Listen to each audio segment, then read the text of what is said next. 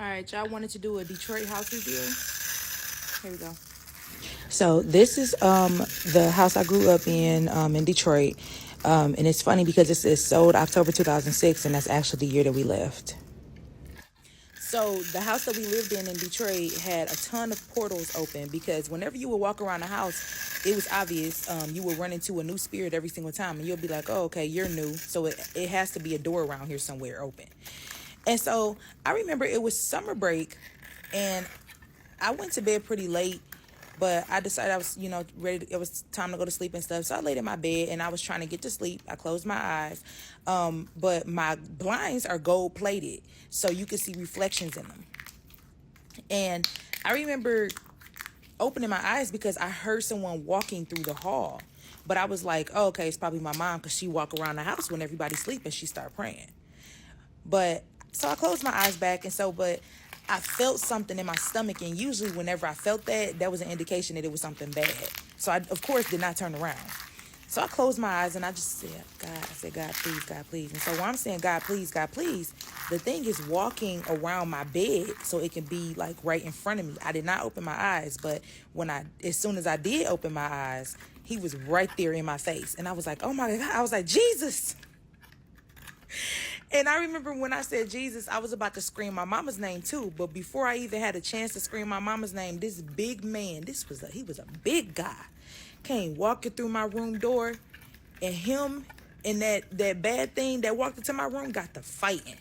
And when I say fighting, they was fighting, honey. They was knocking my teddy bears and stuff off the wall. And so I stood up, I put my glasses on, and I'm like hugged up against the wall. And before I left the room to go into my mama's room to get her and tell her what I just saw, I locked eyes with the bad one. And when I locked eyes with him, I could just feel all over my body, oh, he hate me. The big guy that was fighting him, he looked over his shoulder and they got back to fighting. Like they was getting down up in my room, honey. So I tell my mom and stuff, about what I saw, and she was just like, oh, okay, yeah, could have been your guardian angel. She was like, it's a whole bunch of spiritual warfare going on around us. Things that we can't see are going on around us. She said, we are seers. So she said, just imagine the stuff that we can't see that's happening. And so she was trying to explain to me and stuff, but at that age, you just like, hey, he was in my room and I'm scared. So I remember the next day, me and my brother were outside playing. And while we were outside playing, there was this boy. He was, oh my goodness, y'all, he was so terrible. And when I say he was terrible, I'm not even exaggerating, because I wouldn't even be surprised if, please forgive me, if he was deceased or if he was in prison, because that's how terrible that boy was. Okay?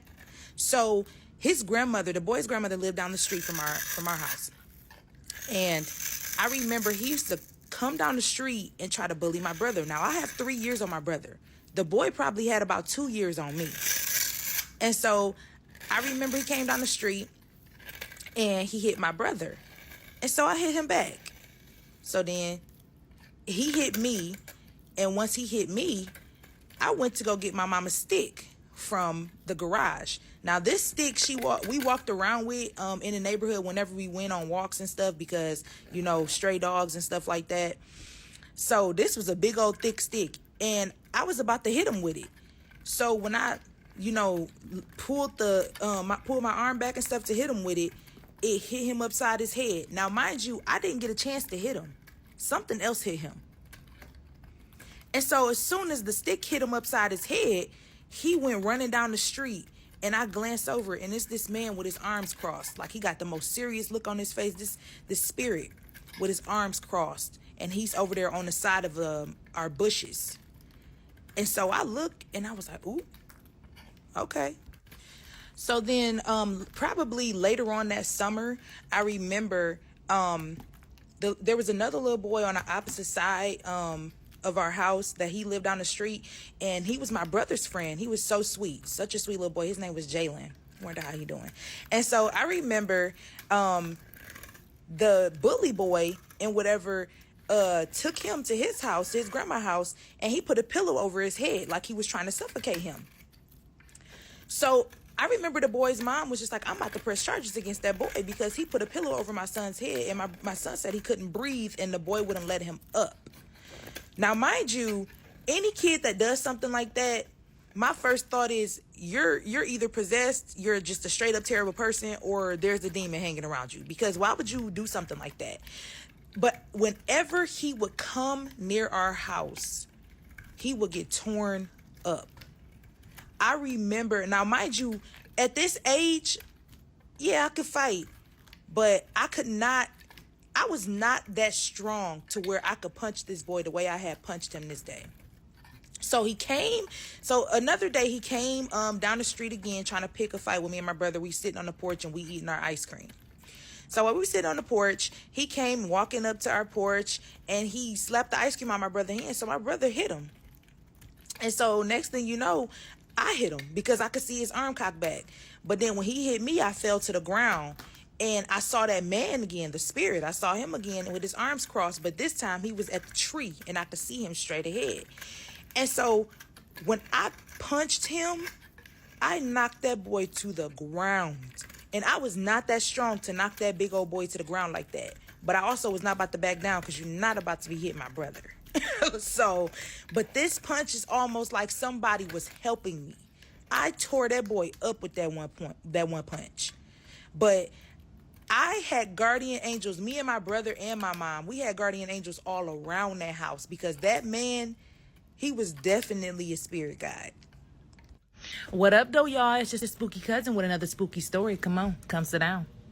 So this woman said that she was raised in a Victorian home. Her grandmother is the one that raised her. She said that the Victorian home was built by one of her family members years and years and years ago, like built by one of her great family members.